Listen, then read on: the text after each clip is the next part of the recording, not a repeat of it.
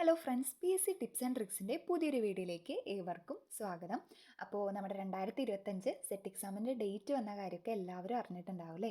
August 24 exam വരുന്നത്. അപ്പോൾ എല്ലാവരും അതിനുള്ള ഫൈനൽ പ്രിപ്പറേഷനിലും റിവിഷനിലൊക്കെ ആയിരിക്കും. അപ്പോൾ നമ്മൾ ഇന്ന് ഈ വീഡിയോ ചെയ്യുന്നത് നമ്മുടെ സെറ്റ് എക്സാം 2025 റീസെൻ്റ്ലി ചോദിച്ചിട്ടുള്ള, അതായത് ജനുവരിയിൽ നടന്ന സെറ്റ് എക്സാമിന് ചോദിച്ചിട്ടുള്ള കുറച്ച് ജനറൽ പേപ്പറിലെ ക്വസ്റ്റ്യൻസ് ആണ് നമ്മളിന്ന് ഡിസ്കസ് ചെയ്യുന്നത്. അപ്പം സെറ്റിന് പഠിക്കുമ്പോൾ നമ്മുടെ കുട്ടികൾ വരുത്തുന്ന ഏറ്റവും വലിയൊരു മിസ്റ്റേക്കാണ് അവരവരുടെ സബ്ജക്റ്റ് പേപ്പർ നന്നായി ഫോക്കസ് ചെയ്യും, പക്ഷേ ജനറൽ പേപ്പർ എന്ത് ചെയ്യും, അത്ര ഇമ്പോർട്ടൻസ് കൊടുക്കില്ല. പക്ഷേ സെറ്റിനെ സംബന്ധിച്ച് സബ്ജക്റ്റ് പേപ്പറും ജനറൽ പേപ്പറും നമ്മൾ ഒരേപോലെ ഇമ്പോർട്ടൻസ് കൊടുത്താൽ മാത്രമേ നമുക്ക് എന്ത് ചെയ്യാൻ പറ്റൂ, നമുക്ക് ഈസി ആയിട്ട് സെറ്റ് ക്രാക്ക് ചെയ്യാൻ പറ്റുള്ളൂ. അപ്പോൾ നമ്മൾ ഇന്ന് ഈ വീഡിയോയിലൂടെ റീസെൻ്റായി ചോദിച്ചിട്ടുള്ള സെറ്റിലെ ഇമ്പോർട്ടൻ്റ് ആയിട്ടുള്ള കുറച്ച് പ്രീവിയസ് ക്വസ്റ്റ്യൻസും അതിനോടനുബന്ധിച്ചിട്ടുള്ള കുറച്ച് റിലേറ്റഡ് ഫാക്ട്സുമാണ് നമ്മൾ നോക്കുന്നത്. അപ്പോൾ നമുക്ക് സമയം കളയണ്ട, നമുക്ക് വേഗം വീഡിയോയിലോട്ട് പോവാം. ഓക്കെ, സോ ഫസ്റ്റ് ക്വസ്റ്റ്യൻ ഇതാണ്: who among the following is famous for compilation of poetic verses Gitanjali? എന്താണ് Gitanjali? Reflecting elements of Indian aesthetics. അപ്പോൾ ഗീതാഞ്ജലി വളരെ ഫേമസ് ആണ്, നമുക്ക് ഒരു ഇതെല്ലാവർക്കും അറിയാമല്ലേ, കേട്ടാൽ തന്നെ നമുക്ക് അറിയാം ആരാണ് എഴുതിയതെന്ന്. അതിൽ നമുക്ക് ഓപ്ഷൻ നോക്കാം. Okay, so first Rabindranath Tagore, Kabir Das, Amir Khusro, Tulsidas. അപ്പോൾ നിങ്ങളൊന്ന് ആലോചിക്കേ, ആരാണ് ഗീതാഞ്ജലി എഴുതിയത്? നമുക്ക് എല്ലാവർക്കും അറിയാമല്ലേ, രവീന്ദ്രനാഥ ടാഗോർ. രവീന്ദ്രനാഥ ടാഗോറാണ് ഗീതാഞ്ജലി രചിച്ചത്. ഗീതാഞ്ജലി എഴുതിയതിന് അദ്ദേഹത്തിന് നോബൽ പ്രൈസ് കിട്ടുകയുണ്ടായി. ഇയർ ഓർമ്മ ഉണ്ടോ നിങ്ങൾക്ക്? Very good, 1913. ഇത് വളരെ ഇമ്പോർട്ടൻ്റ് ആണ്, ഇത് കുറേ എക്സാമിന് ചോദിച്ചിട്ടുള്ളതാണ് ഈ ഇയർ. അപ്പോൾ 1913 രവീന്ദ്രനാഥ ടാഗോറിന് ഗീതാഞ്ജലിക്ക് നോബൽ പ്രൈസ് ലഭിക്കുകയുണ്ടായി. അപ്പോൾ ഇത് ഇയർ വളരെ ഇമ്പോർട്ടൻ്റ് ആണ്, അതുപോലെ ഗീതാഞ്ജലി ഇമ്പോർട്ടൻ്റ് ആണ്. ഓക്കെ അല്ലേ? അപ്പോൾ ഗീതാഞ്ജലി നമ്മൾ പറഞ്ഞു, അതിൻ്റെ ഓതർ ആരാണ്, എഴുതിയത് ആരാണ്? രവീന്ദ്രനാഥ ടാഗോറാണ്. അദ്ദേഹത്തിന് ഗീതാഞ്ജലി എഴുതിയതിന് നോബൽ പ്രൈസ് കിട്ടുകയുണ്ടായി. ആ ഇയർ വളരെ വളരെ ഇമ്പോർട്ടൻ്റ് ആണ്, 1913. 1913 13 കേട്ടോ, തെറ്റെഴുതി 30 അല്ല, 1913 രവീന്ദ്രനാഥ ടാഗോറിന് ഗീതാഞ്ജലിക്ക് നോബൽ പ്രൈസ് കിട്ടിയത്. വളരെ വളരെ ഇമ്പോർട്ടൻ്റ് ആണ്. ഓക്കെ, അപ്പോൾ ഈ പോയത്തിൽ മെയിനായിട്ട് divinity, human emotions, love for nature, അതുപോലെ സ്പിരിച്വലിസം, ഇതൊക്കെയാണ് നമ്മളുടെ ഇന്ത്യൻ ഈസ്തെറ്റിക്സിൻ്റെ കീ ആണ് ഇതൊക്കെ. അപ്പോൾ ഇതിനെക്കുറിച്ചൊക്കെയാണ് അദ്ദേഹം ആ പോയത്തിലൂടെ എക്സ്പ്രസ് ചെയ്തത് കേട്ടോ. ഓക്കെ അല്ലേ? അപ്പോൾ നമ്മുടെ ഗീതാഞ്ജലി രചിച്ചത് രവീന്ദ്രനാഥ ടാഗോറാണ്. അദ്ദേഹത്തിന് നോബൽ പ്രൈസ് കിട്ടിയത് 1913. നമുക്ക് അടുത്ത ക്വസ്റ്റ്യനിലോട്ട് പോവാം. Okay, so second question: the stage of psychosocial development that takes place during young adulthood according to Erikson's theory. അപ്പോൾ എറിക്സൺ എന്ന് പറഞ്ഞാൽ നമ്മുടെ BEd കാലഘട്ടത്തിൽ ഏറ്റവും കൂടുതൽ നമ്മൾ കേട്ടിട്ടുള്ള പേരുകളിൽ ഒന്നാണ് എറിക്സൺ എന്നൊക്കെ. ഓക്കെ, അപ്പോൾ അദ്ദേഹത്തിൻ്റെ സൈക്കോ സോഷ്യൽ ഡെവലപ്മെൻറ്റ് തിയറി എല്ലാവർക്കും അറിയുന്നത് തന്നെയാണ്. എത്ര സ്റ്റേജുകളാണ് സൈക്കോ സോഷ്യൽ ഡെവലപ്മെൻറ്റ് തിയറി നമ്മുടെ എറിക്സൻ്റെ? എത്ര സ്റ്റേജുകളാണ്? അദ്ദേഹം 8 സ്റ്റേജുകളാണ് പറഞ്ഞത്. അപ്പോൾ ഓരോ സ്റ്റേജും വളരെ ഇമ്പോർട്ടൻ്റ് ആണ്. ഇതിൽ നമ്മുടെ ക്വസ്റ്റ്യൻ എന്താ, അഡൾട്ട്ഹുഡിൽ ഏത് സ്റ്റേജ് ആയിരിക്കും എന്നാണ് ചോദിക്കുന്നത്. ഓക്കെ, നമുക്ക് 8 സ്റ്റേജ് ഉണ്ടെന്ന് അറിയാം. ജസ്റ്റ് നമുക്കൊന്ന് റീകളക്ട് ചെയ്ത് നോക്കാം, ജസ്റ്റ് ഒന്ന് പറഞ്ഞു നോക്കുക നിങ്ങൾ. ഫസ്റ്റ് സ്റ്റേജ് ഓർത്ത് വയ്ക്കുക. ഓക്കെ, ഫസ്റ്റ് സ്റ്റേജ് എന്താണ്? Trust versus mistrust. എന്താണ് ട്രസ്റ്റ് വേഴ്സസ് മിസ്ട്രസ്റ്റ്? രണ്ടാമത്തെ സ്റ്റേജാണ് autonomy versus shame or doubt പറയും. Autonomy versus shame or doubt. മൂന്നാമത്തെ സ്റ്റേജ് ഇനീഷ്യേറ്റീവ് വേഴ്സസ് ഗിൽട്ട്. എന്താണ് ഇനീഷ്യേറ്റീവ് വേഴ്സസ് ഗിൽട്ട്? നാലാമത്തെ സ്റ്റേജാണ് industry versus inferiority. Okay, so അഞ്ചാമത്തെ stage identity versus role confusion.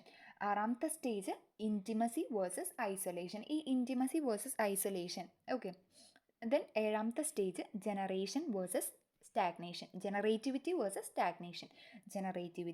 Stagnation. അടുത്തത് last stage ego, integrity versus despair. അപ്പോൾ ഇതാണ് നമ്മുടെ എറിക്സണിൻ്റെ 8 സ്റ്റേജുകൾ. ഇദ്ദേഹം പറഞ്ഞത് നമ്മുടെ സോഷ്യൽ ഡെവലപ്മെൻറ്റിനെ വളരെയധികം ഹെൽപ്പ് ചെയ്യുന്നതാണ് ഈ ഓരോ സ്റ്റേജിലും നമ്മളതിൻ്റെ സക്സസ്ഫുള്ളി നമ്മൾ കംപ്ലീറ്റ് ചെയ്യണമെങ്കിൽ നമുക്കൊരു സ്ട്രെങ്ത് അല്ലെങ്കിൽ ഒരു ഹോപ്പ്, ഒരു ഫീലിംഗ് ഗുഡ് ഒരു തോന്നും. നമുക്ക് സക്സസ്ഫുള്ളി കംപ്ലീറ്റ് ചെയ്യാൻ പറ്റിയില്ലെങ്കിലോ നമുക്ക് റിഗ്രറ്റ് അല്ലെങ്കിൽ നമുക്ക് ഗിൽട്ടൊക്കെ ഫീൽ ചെയ്യും അല്ലേ. അപ്പോൾ നമ്മുടെ ഡെവലപ്മെൻറ്റൽ സ്റ്റേജുകളിലെ ഓരോ സ്റ്റേജിനെയാണ് അദ്ദേഹം പറയുന്നത്. ഓരോ സ്റ്റേജിലും നമ്മൾ നിർവഹിക്കേണ്ട അല്ലെങ്കിൽ നമ്മൾ നിർവഹിക്കേണ്ട ഓരോ ഘട്ടങ്ങളാണ്. ഇത് സക്സസ്ഫുള്ളി കംപ്ലീറ്റ് ചെയ്യുകയാണെങ്കിൽ നമുക്ക് ഹാപ്പി ആയിരിക്കും. അതല്ലാന്നുണ്ടെങ്കിലോ ഗിൽട്ട്, റിഗ്രറ്റ് ഒക്കെ ഫീൽ ചെയ്യും. ഇതാണ് അദ്ദേഹം ഈ 8 സ്റ്റേജുകളിലൂടെ പറയുന്നത്. അപ്പോൾ ഇനി നമുക്ക് ക്വസ്റ്റ്യനിലോട്ട് വരാം. യങ് അഡൾട്ട്ഹുഡിൽ ഇതിൽ ഏത് സ്റ്റേജാണ്? നിങ്ങളൊന്ന് പറഞ്ഞേ. ട്രസ്റ്റ് വേഴ്സസ് മിസ്ട്രസ്റ്റ് ആണോ? ഫസ്റ്റ് സ്റ്റേജ് ആയിരുന്നു അല്ലേ. പിന്നെ ജനറേറ്റിവിറ്റി വേഴ്സസ് സ്റ്റാഗ്നേഷൻ ആണോ? പിന്നെ ഈഗോ ഇൻറ്റഗ്രിറ്റി വേഴ്സസ് ഡെസ്പെയർ ആണോ? ഇൻറ്റിമസി വേഴ്സസ് ഐസൊലേഷൻ ആണോ? ഈ ട്രസ്റ്റ് വേഴ്സസ് മിസ്ട്രസ്റ്റ് എന്ന് പറഞ്ഞാൽ ഫസ്റ്റ് സ്റ്റേജാണ്. അതായത് ജനിച്ച് ഒരു വയസ്സും വരെയുള്ള കുട്ടികളിലുണ്ടാകുന്നതാണ് ഈ ട്രസ്റ്റ് വേഴ്സസ് മിസ്ട്രസ്റ്റ്. അവരുടെ പാരൻസിൻ്റെ ബിഹേവിയറിനനുസരിച്ച് കുട്ടികളിലൊരു ട്രസ്റ്റ് ബിൽഡ് ചെയ്യും. നല്ല റിലേഷൻ അല്ല എന്നുണ്ടെങ്കിൽ അത് മിസ്ട്രസ്റ്റിലോട്ട് ലീഡ് ചെയ്യുന്നു. രണ്ടാമത്തെ ജനറേറ്റിവിറ്റി വേഴ്സസ് സ്റ്റാഗ്നേഷൻ ആണ്. ജനറേറ്റിവിറ്റി വേഴ്സസ് സ്റ്റാഗ്നേഷൻ എന്ന് പറഞ്ഞാൽ എന്താ? അത് ഒരു 40 to 65 ഇയേഴ്സിൽ വരുന്നതാണ് ഈ ജനറേറ്റിവിറ്റി, സ്റ്റാഗ്നേഷൻ. പിന്നെ ഇൻറ്റഗ്രിറ്റി വേഴ്സസ് ഡെസ്പെയർ എന്ന് പറഞ്ഞാൽ എന്താ? നമ്മൾ ഈ 7 സ്റ്റേജും കംപ്ലീറ്റ് ചെയ്ത് വന്നു കഴിഞ്ഞാൽ നമുക്ക് നമ്മുടെ സെൽഫിനോട് തന്നെ ഒരു അഭിമാനമൊക്കെ തോന്നും അല്ലേ. അതാണ് ഇൻറ്റഗ്രിറ്റി. ഇതല്ലാന്നുണ്ടെങ്കിലോ നിരാശയായിരിക്കും, ഡെസ്പെയർ. ഓക്കെ. സോ നാലാമത്തെ ഓപ്ഷൻ എന്താ? Intimacy versus isolation. ഇത് പ്രധാനമായിട്ട് നമുക്ക് അഡൾട്ട്ഹുഡ്, അതായത് നല്ലൊരു റിലേഷൻഷിപ്പ്, പാർട്ട്ണർഷിപ്പ് ഒക്കെ കിട്ടുകയാണ്, സക്സസ്ഫുള്ളി ലീഡ് ചെയ്യാണ്, ആ ഒരു സ്റ്റേജിനെയാണ് നമ്മൾ ഇൻറ്റിമസി. നേരെ മറിച്ച് അത് സക്സസ്ഫുള്ളി നമുക്ക് അറ്റൈൻ ചെയ്യാൻ പറ്റിയില്ല എന്നുണ്ടെങ്കിൽ എന്ത് ഫീൽ ചെയ്യും? അവിടെ ഐസൊലേഷൻ, ഒരു ഒറ്റപ്പെടൽ ഫീൽ ചെയ്യും അല്ലേ. So isolation. അതാണ് ഈ 4 ഓപ്ഷൻസ് കൊടുത്തിരിക്കുന്നത്. ഇനി പറഞ്ഞാൽ നിങ്ങൾ ഇതിൽ ഏത് സ്റ്റേജ് ആയിരിക്കും അഡൾട്ട്ഹുഡിൽ വരുന്നത്? Very good. നമ്മുടെ ഫോർത്ത് ഇൻറ്റിമസി വേഴ്സസ് ഐസൊലേഷൻ ആണ് ആൻസർ വരിക. അപ്പോൾ ജസ്റ്റ് നമ്മൾ പറഞ്ഞു, എന്നാലും നമുക്ക് നോക്കാം. അതായത് 6th സ്റ്റേജ് ഓഫ് എറിക് എറിക്സൻ്റെ psychosocial development theory. Psychosocial development തിയറിയിൽ എത്ര സ്റ്റേജ് എന്നാണ് നമ്മൾ പഠിച്ചത്? 8 സ്റ്റേജുകളാണ്. ആ 8 സ്റ്റേജിൽ 6ാമത്തെ സ്റ്റേജാണ് ഈ അഡൾട്ട്ഹുഡിൽ പറയുന്നത്, ഇൻറ്റിമസി വേഴ്സസ് ഐസൊലേഷൻ. ഇത് പ്രധാനമായിട്ടും 19 to 14 ഇയേഴ്സ്. അത് പല ബുക്സിലും പല ഏജാണ് പറഞ്ഞത്. മെയിനായിട്ട് നിങ്ങൾ ഓർത്ത് വയ്ക്കുക 18 മുതൽ 40 വരെ, എങ്ങനെയാണ് ഓക്കെ ജനറലി പറയാം. അപ്പോൾ നമ്മളുടെ റിലേഷൻ, ഇപ്പോൾ മാരേജ്, ആ ഒരു സ്റ്റേജ് അതാണ്. Okay.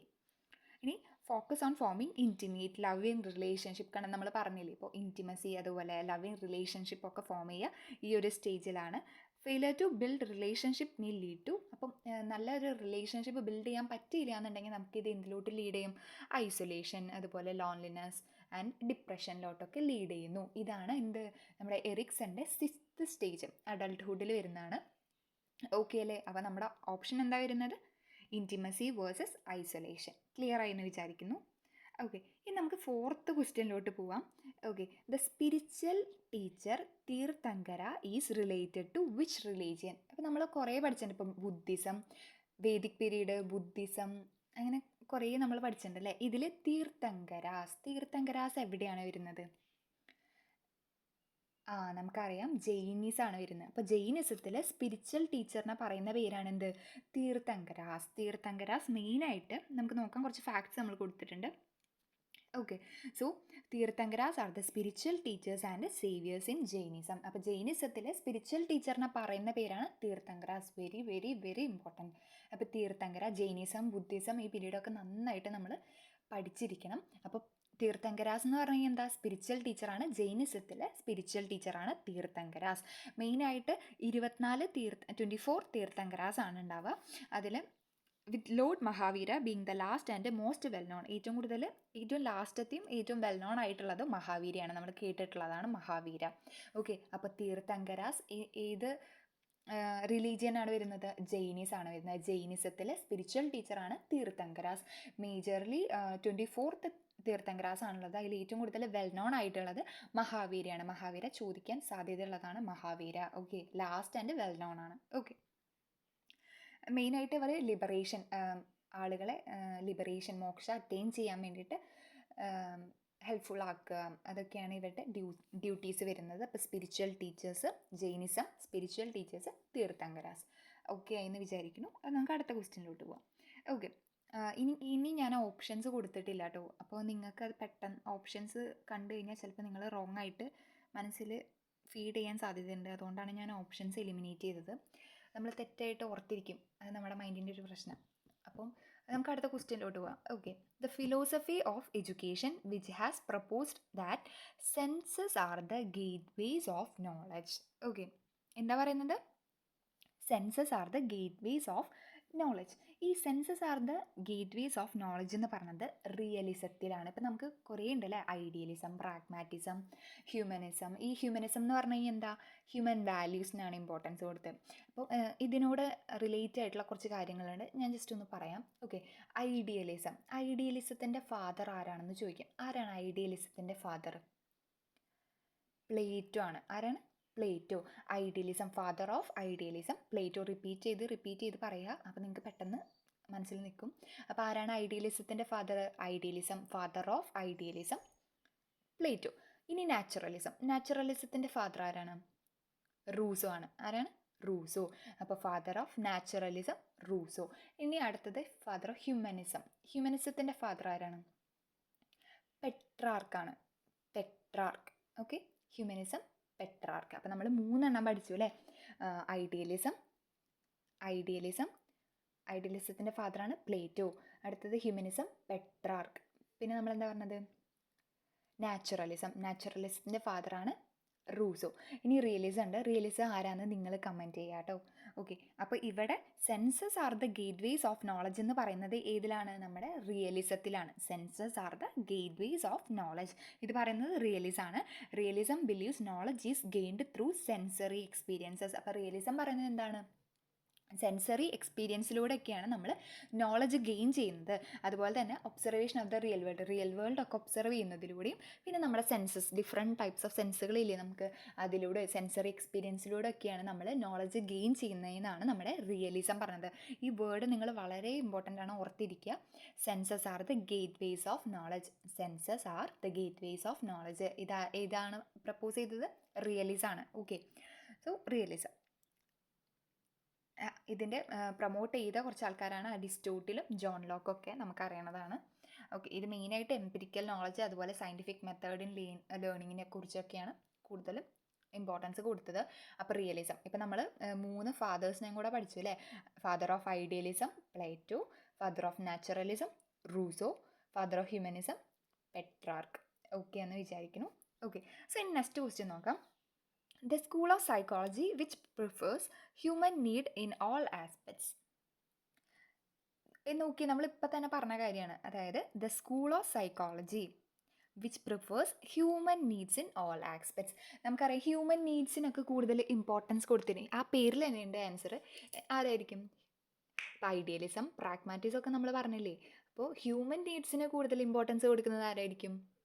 Humanism. Very good, humanism ആണ് കേട്ടോ. ഓക്കെ, അപ്പം the school of psychology which prefers human needs in all aspects. നമ്മുടെ ആൻസർ ഹ്യൂമനിസം ആണ്. ഇത് കഴിഞ്ഞ ജനുവരിയിൽ നടന്ന സെറ്റ് എക്സാമിന് ചോദിച്ച ക്വസ്റ്റ്യൻ ആണ്. അപ്പോൾ അത്രയും ഇമ്പോർട്ടൻസ് കൊടുത്തിട്ട് തന്നെ പഠിക്കുക.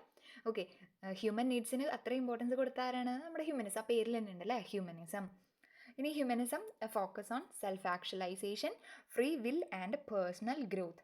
പിന്നെ കാൾ റോജേഴ്സ്, അബ്രഹാം മാസ്ലോ ഒക്കെയാണ് കൂടുതലും ഹ്യൂമനിസം. നമ്മൾ അവിടെ പറഞ്ഞത് ഐഡിയലിസം അതൊക്കെയാണ് കേട്ടോ. ഐഡിയലിസം, പ്രാഗ്മാറ്റിസം അതൊക്കെയാണ്. ഇവിടെ നമുക്ക് സൈക്കോളജി, ഓക്കെ, ഹ്യൂമനിസം, മറ്റേത് ഫിലോസഫി, രണ്ടും ഡിഫറെൻ്റ് ആണ് കേട്ടോ. ഓക്കെ, സോ ഇവിടെ ഹ്യൂമനിസം എന്താണ്?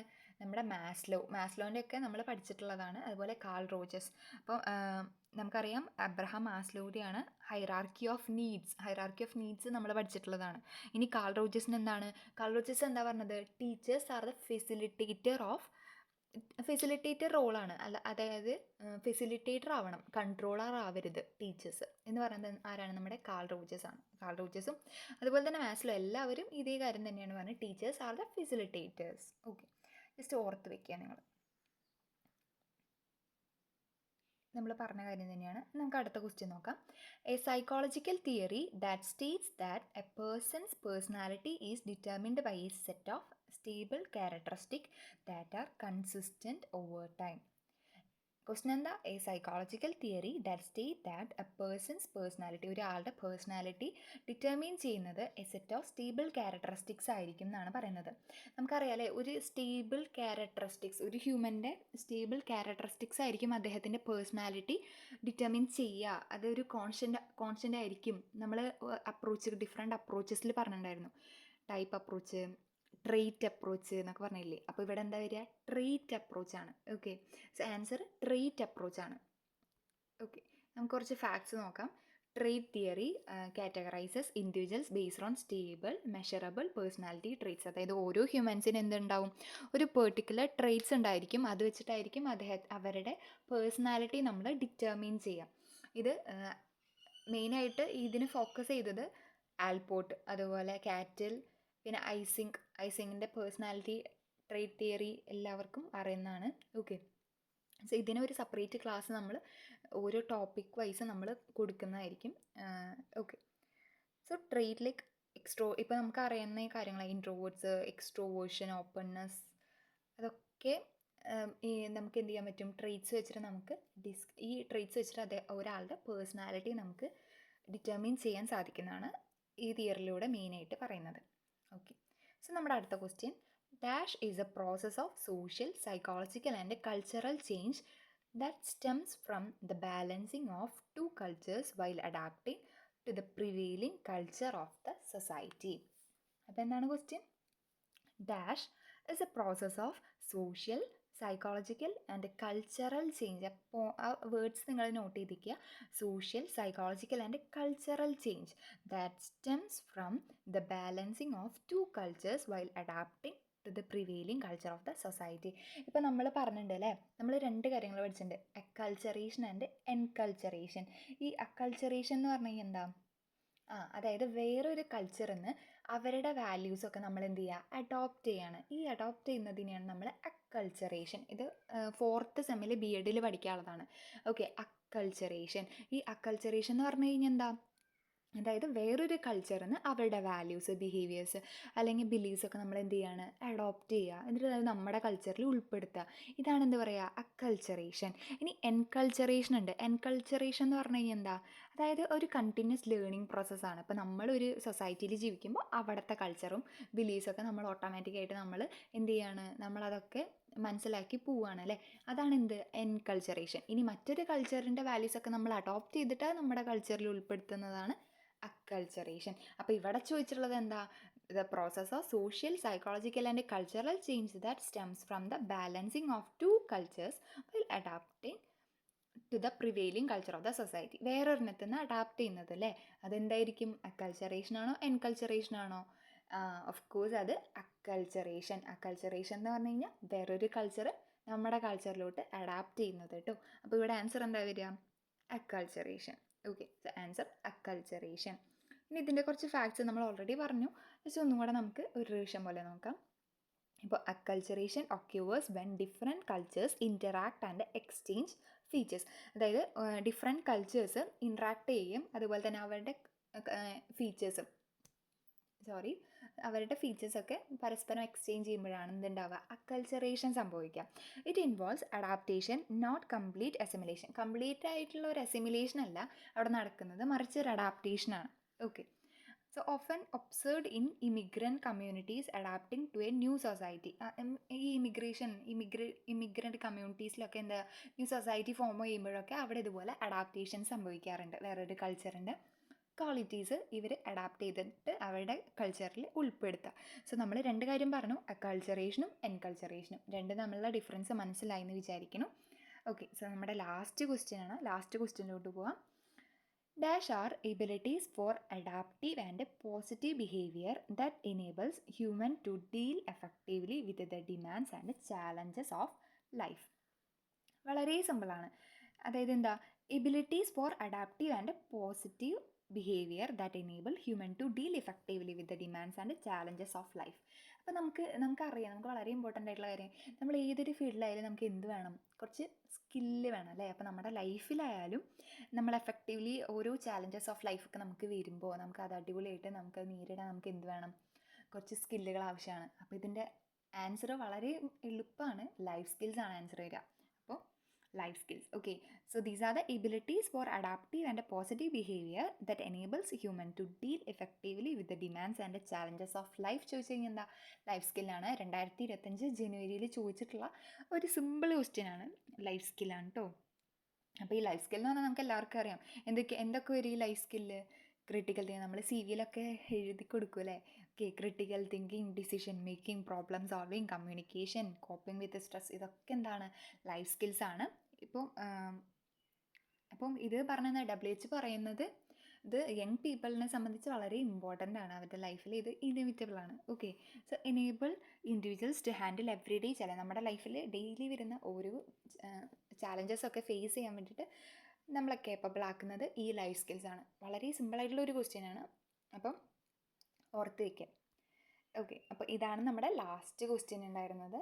അപ്പോൾ ഇന്നത്തെ ക്ലാസ് എല്ലാവർക്കും യൂസ്ഫുൾ ആയെന്ന് വിശ്വസിക്കുന്നു. അപ്പോൾ ഇതുപോലുള്ള ക്ലാസ്സുകൾ ഇനിയും കിട്ടുന്നതിനായിട്ട് നമ്മുടെ ചാനലൊന്ന് സബ്സ്ക്രൈബ് ചെയ്യുക. അതുപോലെ സെറ്റിന് പ്രിപ്പയർ ചെയ്യുന്ന നിങ്ങളുടെ ഫ്രണ്ട്സിന് ഈ വീഡിയോ മാക്സിമം ഒന്ന് ഷെയർ ചെയ്ത് കൊടുക്കാം. അപ്പോൾ എല്ലാവർക്കും സെറ്റ് എക്സാം ഈസി ആയിട്ട് ക്രാക്ക് ചെയ്യാൻ പറ്റട്ടെ എന്ന് ആശംസിക്കുന്നു. Okay, so thank you.